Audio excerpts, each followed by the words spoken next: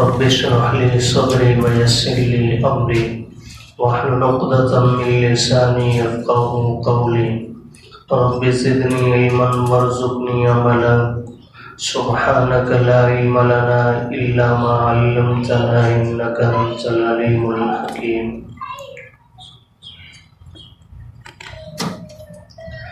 وقال الذين كفروا، اور کہیں گے وہ لوگ جنہوں نے کفر کیا، ربنا اے ہمارے پروردگار، ارنا الذین اضلانا ہمیں دکھائیے وہ دو طبقے جنہوں نے ہمیں گمراہ کیا، من الجن والانس جنوں میں سے اور انسانوں میں سے، نجعلہما تحت اقدامنا تاکہ ہم انہیں رونگیں اپنے پاؤں کے نیچے، لیکونا من الاسفلین تاکہ ہو جائیں وہ دونوں ذلیل لوگوں میں سے. ان الذین قالوا ربنا اللہ، بے شک وہ لوگ جنہوں نے کہا ہمارا پروردگار اللہ ہے، ثم استقاموا پھر اس پر قائم رہے، تتنزل علیہم الملائکۃ اترتے ہیں ان پر فرشتے، الا تخافوا ولا تحزنوا اور انہیں کہتے ہیں نہ خوف کھاؤ اور نہ غمگین ہو، وابشروا بالجنۃ التی کنتم توعدون اور خوشخبری سنو اس جنت کی جس کا تم سے وعدہ کیا گیا.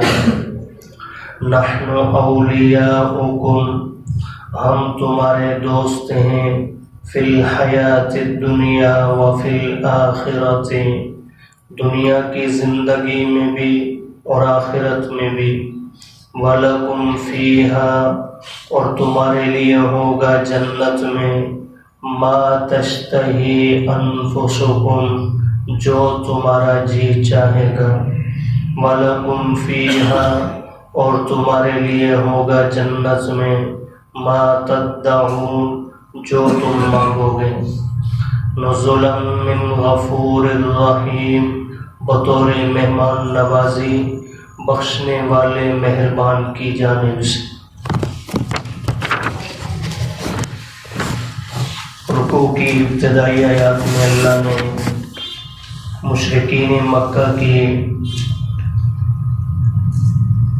ایک جسارت کا اللہ نے ذکر فرمایا اور ان کی مذمت بیان فرمائی کہ وہ لوگ جب قرآن مجید پڑھا جاتا تو ایک دوسرے سے کہتے ہیں کہ نہ خود سننا اور نہ ہی کسی اور کو سننے دینا، بلکہ شور و شراب میں مبتلا ہو جانا تاکہ کوئی بھی قرآن مجید کی آواز کو سننے نہ پائے.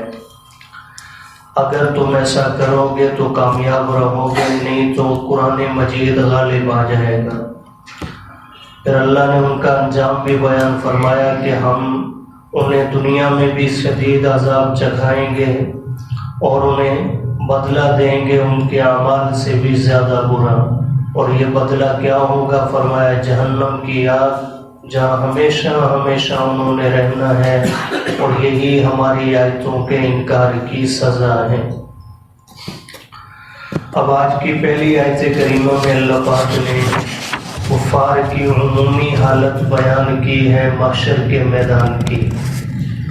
میدان محشر میں جب کفار جائیں گے اور انہیں اپنا انجام سامنے نظر آئے گا کہ جہنم میں انہیں داخلے کے لیے کہا جائے گا، تو اس وقت چونکہ دنیا کے اندر باطل کے بھی دو طبقے ہیں.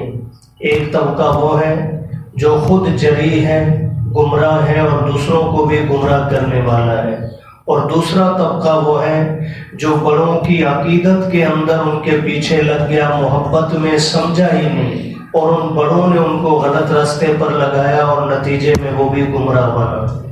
آج بہت سارے ایسی مثالیں دنیا میں موجود ہیں. آپ عیسائیوں کو دیکھ لیں، آپ عیسائیوں کی سوچ کیا ہے؟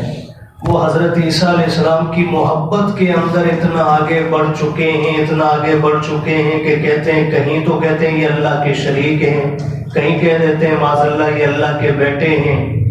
تو یہ محبت میں وہ کر رہے ہیں۔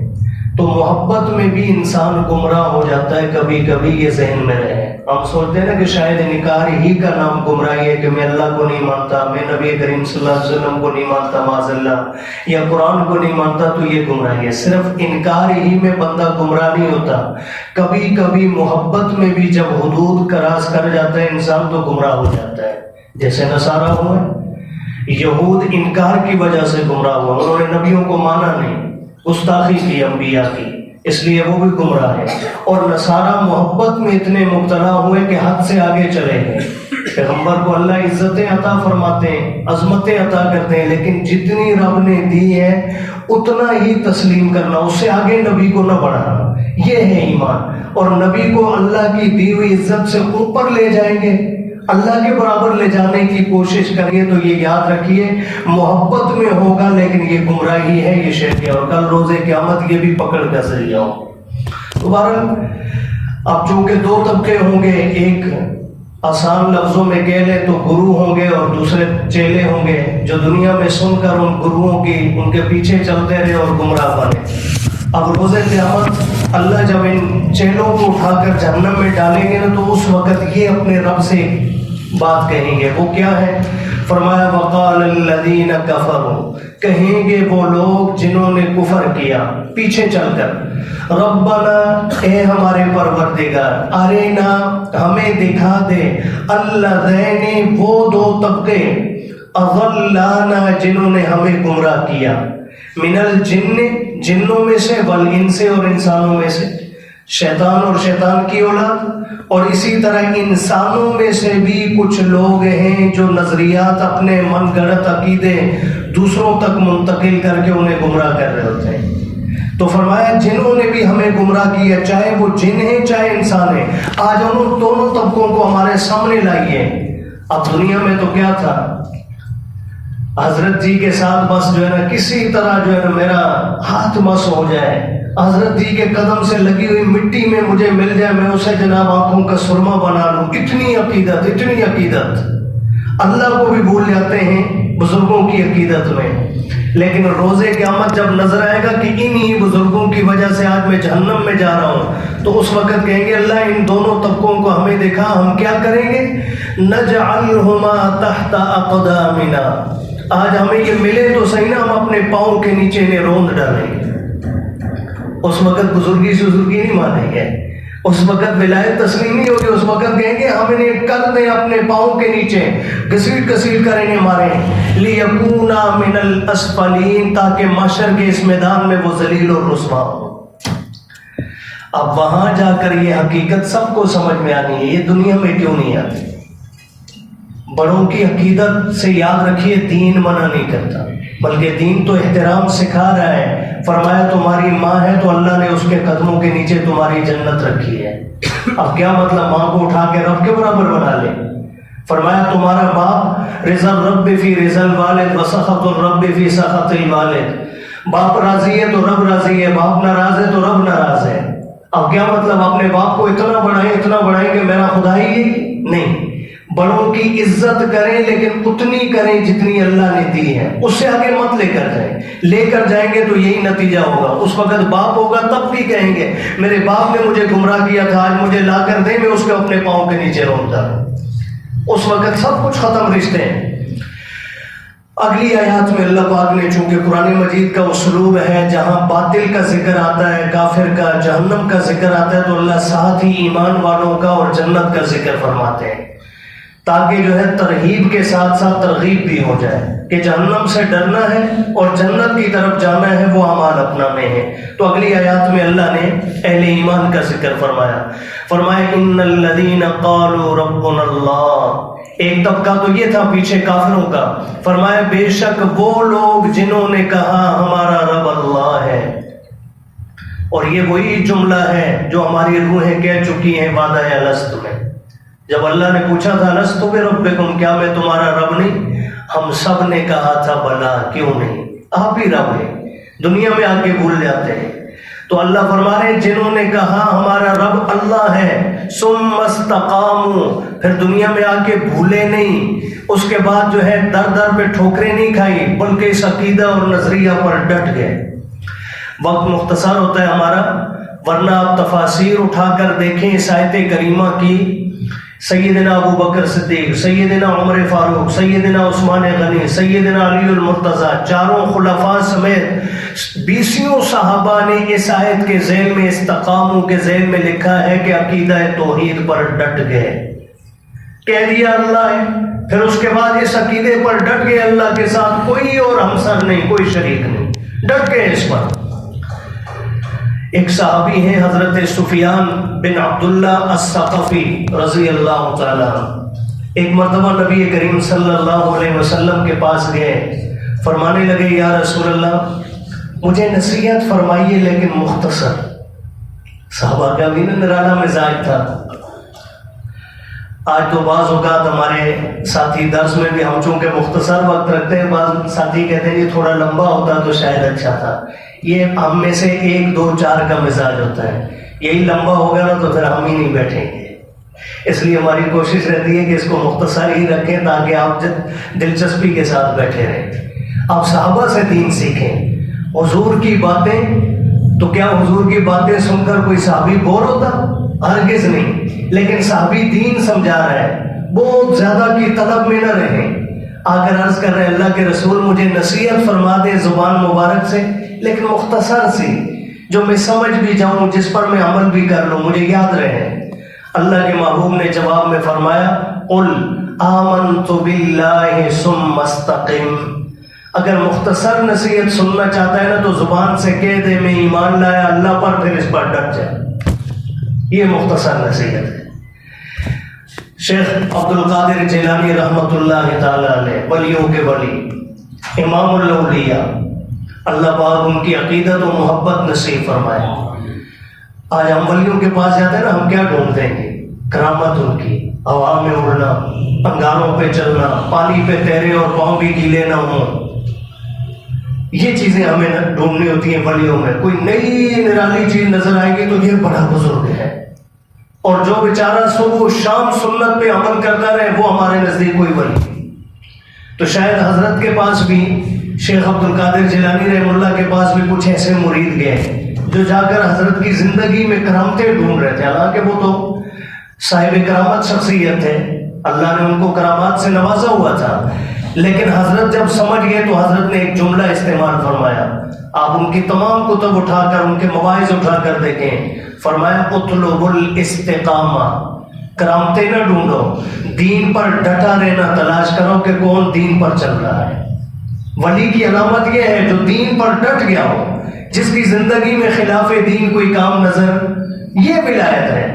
یہ تو نہیں کہ حضرت جی اب ایسے مہربان بھی ہمارے پاکستان میں، معذرت کے ساتھ بیچ میں بات آ گئی عرض کر دوں، یہاں آپ کے صادق آباد میں، صادق آباد چوک میں، کوئی آج سے 20 سال پہلے کی بات ہے، ہم پڑھتے تھے ایک بزرگ یہاں، واللہ علم ان کی حقیقت کیا تھی ہم ان پر بحث نہیں کرتے، لیکن وہ نماز نہیں پڑھتے تھے، وہ نالیوں کے اندر ٹانگیں لٹکا کے یوں بیٹھے ہوتے ہیں، اور مریدوں کا حال ماشاءاللہ یہ، حضرت جی چونکہ سوٹے پر سوٹا لگاتے تھے، تو مرید عقیدت کے اندر تھے کہ یہ بھی کیسی محبت ہے، گمراہی کی حد ہے، سگریٹ لاتے ہیں اور بھر بھر کے اس کو سوٹا لگا کے حضرت جی کو لے جا کے دیتے ہیں، حضرت میری طرف سے قبول فرمائی، ماشاءاللہ۔ وہاں مریدوں کے بھی کیا کہنے اور حضرت جی کے بھی کیا کہنے۔ آج ان کا بہت بڑا وہ ہوتا ہے،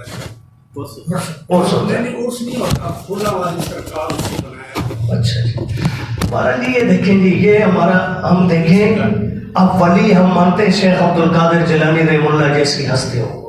میں نے مختصر عرض کیا، ہمارا مین نقطہ نظر یہ ہے، ہمیں وہ روزے والی سرکار، وہ محبوب ہے، ان کی ادا جس میں نظر آئیں وہ ہمارے لیے سب سے بڑا ولی ہے۔ جس میں حضور کی ادائیں نہیں ہیں، وہ جتنی مرضی کرامتیں دکھا دے، وہ ولی کے لانے کا حقدار نہیں۔ بس اس نقطے پہ آ جائیں گے، یہ کسی طبقے کی بات نہیں ہے، یہ کسی مسلک کی بات نہیں ہے، یہ دین کی بات ہے۔ ولایت نام ہے حضور کی غلامی کا، ولایت نام ہے حضور کی، اللہ سب کو سمجھ نصیب فرمائے۔ تو بہرحال فرمایا بے شک جن لوگوں نے کہا ہمارا رب اللہ ہے ثم استقاموا، پھر ڈٹ گئے، اب انہیں ملے گا کیا؟ فرمایا تتنزل علیہم الملائکہ، ان پر فرشتے اترتے ہیں اور آ کر اللہ کی طرف سے کہتے ہیں اللہ تخافوا ولا تحزنوا، نہ خوف کھاؤ نہ غم کھاؤ۔ خوف کہتے ہیں پچھلی کیے ہوئے کسی عمل پہ ڈرنا، مجھ سے فلاں جرم ہوا تھا پکڑا نہ جاؤ، اور غم کہتے ہیں آئندہ آنے والی کسی مصیبت کی فکر۔ جیسے ابھی زلزلے کی ایک خبر پھیلا دی گئی، ہم سب کانپ رہے ہیں۔ اللہ کا قرآن چیخ چیخ کے کہہ رہا ہے زنا عام ہوگا تو زلزلے ہوں گے، چوریاں عام ہوں گی تو زلزلے ہوں گے، شراب نوشی عام ہوگی تو زلزلے ہوں گے، وہ نہیں چھوڑنا۔ اور کسی نے سائنسدان نے خبر دے دی کہ اب جو ہے نا زلزلہ شاید ہندوستان میں آنے والا ہے، سب ڈرنے لگے۔ ایمان اپنا مضبوط رکھیں، کدھر جا رہے ہیں ہم لوگ؟ تو بہرحال اللہ کا قرآن کہہ رہے جس نے کہہ دیا ہمارا رب اللہ ہے، پھر ڈٹ گئے، ان پر فرشتے آ کر انہیں کہتے ہیں نہ خوف کھاؤ اور نہ کوئی غم۔ کیا غم ہے؟